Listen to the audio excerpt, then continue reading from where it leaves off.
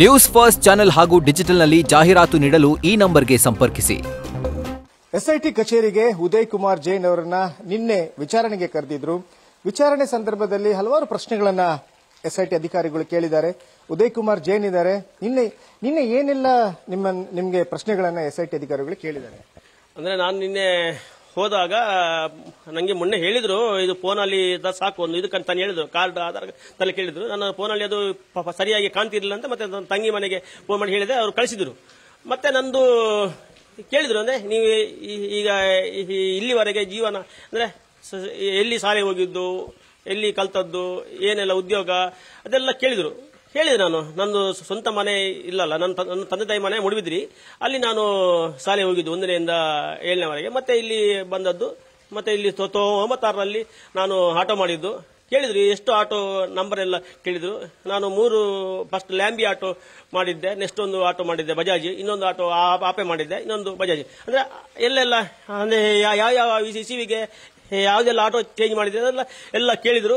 ಮತ್ತೆ ನಿಮಗೆ ಯಾವಾಗ ಮದುವೆ ಆಗಿದ್ದು, ನಿಮಗೆ ಎಷ್ಟು ಮಕ್ಕಳೆಷ್ಟು, ಹೆಂಡತಿ ಹೆಸರು, ಮಗಳ ಹೆಸರು ಎಲ್ಲ ಅಂದ್ರೆ ಪರ್ಸನಲ್ ಡೀಟೇಲ್ಸ್ ಕೇಳಿದ್ರು. ಅದರ ನಂತರ ಸೌಜನ್ಯನ ಪ್ರಕರಣಕ್ಕೆ ಸಂಬಂಧಿಸಿದ ಏನಾದರೂ ಪ್ರಶ್ನೆಗಳನ್ನ ಕೇಳಿದ್ರೆ? ಇಲ್ಲ,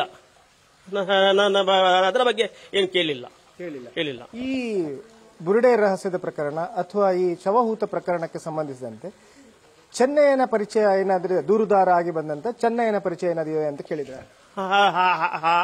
ಅದರ ಬಗ್ಗೆ ಕೇಳಲಿಲ್ಲ. ನಂಗೆ ಒಂದು ಕೊನೆಗೆ ಒಂದು ಪಾಯಿಂಟ್ ಹೇಳಿದ್ರು, ನೀವು ಇಲ್ಲಿ ಆಟೋ ಬಾಡಿಗೆ ಮಾಡ್ತಿರುವಾಗ ನೀವು ಎಲ್ಲಾದ್ರೂ ಎಲ್ಲಾದ್ರೂ ಬಿದ್ದಿರುವುದು ಅಥವಾ ಒಳೆ ಹತ್ರ ಬರುವುದು ಎಲ್ಲಾದ್ರೂ ಆಧಾರ ಎಲ್ಲ ನೋಡಿದ್ರ ಅಂತ ಹೇಳಿದ್ರು. ನಾನು ಹೇಳಿದ್ದೇನೆ, ಇಲ್ಲ ನಾನು ನೋಡ್ಲಿಲ್ಲ ಹೇಳಿದೆ. ಅಂದ್ರೆ ಸೌಜನ್ಯನ ಪ್ರಕರಣಕ್ಕೆ ಬಗ್ಗೆ ಯಾವುದೇ ಪ್ರಶ್ನೆಗಳನ್ನ ಕೇಳಿಲ್ಲ. ಸೌಜನ್ಯ ಪ್ರಕರಣ ಬಗ್ಗೆ ಯಾವುದೇ ಕೇಳಲಿಲ್ಲ. ನಂಗೂ ಸಹ ಮೊದಲು ನಂಗೆ ಒಂದು ಡೌಟ್ ಇತ್ತು, ಯಾಕಂದ್ರೆ ಎಲ್ಲ ಸೌಜನ್ಯ ತಾಯಿ ಕಂಪ್ಲೇಂಟ್ ಕೊಟ್ಟಿದ್ರು ಅಂತ, ಚಿನ್ನ ಅಂತ ವಿಡಿಯೋದಲ್ಲಿ ಹೇಳಿದ, ಮತ್ತೆ ಯಾರ ಮುಸ್ಕುದಾರಿ ಹೇಳಿದ್ರು, ಅಂದ್ರೆ ಆತರ ಒಂದು ಇರ್ಬೋದಂತ ನನ್ನ ಭಾವನೆಯಲ್ಲಿ ಇತ್ತು. ಏನು ಕೇಳಲಿಲ್ಲ. ಅಂದ್ರೆ ನೀವು ರಿಕ್ಷಾ ಡ್ರೈವರ್ ಆದ ಕಾರಣ ಧರ್ಮಸ್ಥಳ ಇಷ್ಟು ವರ್ಷದಿಂದ ಕೆಲಸ ಮಾಡ್ತಾ ಇದ್ರಿ, ಅವಾಗ ಏನಾದ್ರೂ ಶವಗಳನ್ನ ನೋಡಿದ್ದೀರಾ ಅಂತ ಕೇಳಿದ್ರು? ಹೌದೌದು, ಅದು ಕೇಳಿದ್ದಾರೆ. ಮತ್ತೆ ನನ್ನ ಒಂದು ನಿಮಗೆ ಯಾವುದು ಸಾಮಾಜಿಕ ಮತ್ತೆ ಇದೆಲ್ಲ ಕೇಳಿದ್ರು. ನೀವು ಯಾವ ಪಾರ್ಟಿಯಲ್ಲಿ ಇದ್ದೀರಾ, ಅಂದ್ರೆ ಹೊರಗಡೆ ಸಮಾಜದಲ್ಲಿ ಯಾವ ಪಾರ್ಟಿ ಅಥವಾ ಯಾವ ಸಂಘಟನೆಯಲ್ಲಿ ಎಲ್ಲ ಇದ್ದೀರಾ ಅದೆಲ್ಲ ಕೇಳಿದ್ರು. ನಾನು ಅದರಲ್ಲಿ ಯಾವುದರಲ್ಲಿ ಇಲ್ಲ ಅಂತ ಹೇಳಿದ್ದೇನೆ. ಸರಿ, ನಾನೊಂದು ಕೇಳ್ತಾ ಇರೋದು, ಈ ದೂರುದಾರ ಚೆನ್ನ, ಮುಸ್ಕುದಾರಿಯಾಗಿ ಬಂದ ಚೆನ್ನ, ಅವನನ್ನು ಮೊದಲು ನೀವು ನೋಡಿದ್ರ ಧರ್ಮಸ್ಥಳದಲ್ಲಿ? ಅವನು ಅಲ್ಲಿ ಪರಿಚಯ ಅಂತಲ್ಲ, ನಾವು ಅವನನ್ನು ನೋಡಿದ್ದೇವೆ. ಅಲ್ಲಿ ಒಳೆ ಹತ್ರ ಅವನು ಎಲ್ಲ ಕೆಲಸ ಮಾಡ್ತಿರುವಾಗ ನೋಡಿದ್ದೇನೆ. ಅದು ಅಷ್ಟು ಏನು ಪರಿಚಯ ಕ್ಲೋಸ್ ಮಾತಾಡೋದೆಲ್ಲ ಆತರ ಏನು ಇಲ್ಲ.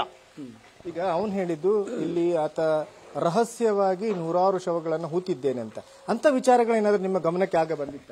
ಇಲ್ಲ, ಅದು ನಮ್ಗೆ ಅದರ ಗಮನಕ್ಕೆ ಬಂದಿದೆ. ರಹಸ್ಯ ಅದೆಲ್ಲ ನಮ್ಗೆ ಅಂದ್ರೆ ರಹಸ್ಯ ಏನಾವನ್ನು ಹೂತದ್ದು ಬಗ್ಗೆ ಆಗ್ಲಿ ಏನಾಗ್ಲಿ ನಮ್ಗೆ ಅದರ ಬಗ್ಗೆ ಏನು ಮಾಹಿತಿ ಇರ್ಲಿಲ್ಲ. ಅವನು ನೋಡಿದಿರಿ ನೀವು? ಹೌದು, ಅವನು ನೋಡಿದ್ದೇನೆ, ಪರಿಚಯ ಉಂಟು ಅಂತ. ಪರಿಚಯ ಅಂದ್ರೆ ಅವನು ಅಂದ್ರೆ ಅಲ್ಲಿ ಕೆಲಸ ಮಾಡ್ತಿದ್ದ ಅವರಂತಲ್ಲ, ಅವರೊಟ್ಟಿಗೆ ಎಷ್ಟು ಜನ ಕೆಲಸ ಇದ್ರು, ತಾರ ಎಲ್ಲ ಮಾನಸಿ ಎಲ್ಲ ಮತ್ತೆ ಅವರ ಇದರೆಲ್ಲ ಜನ ಇದ್ರು, ಎಲ್ಲ ನೋಡಿದ ಪರಿಚಯ ಉಂಟು. ಹಂಗಾದ್ರೆ ಈ ಚೆನ್ನನ್ನ ನೋಡಿದ್ದ ಬಗ್ಗೆ ಏನು ಪ್ರಶ್ನೆ ನಿಮಗೆ ಕೇಳಿಲ್ಲ? ಇಲ್ಲ, ಅದೇನು ಕೇಳಿಲ್ಲ, ಪ್ರಶ್ನೆ ಕೇಳಿಲ್ಲ. ಧನ್ಯವಾದ. ಇದು ಉದಯ್ ಕುಮಾರ್ ಜೈನ್ ಅವರ ಮಾತು. ಕ್ಯಾಮರಾಮ್ಯಾನ್ ಪ್ರಶಾಂತ್ ಅವರೊಂದಿಗೆ Kiran news first Mangaluru. News first ನಿರ್ಭೀತಿಯಿಂದ ನಿಮ್ಮ ಪರವಾಗಿ.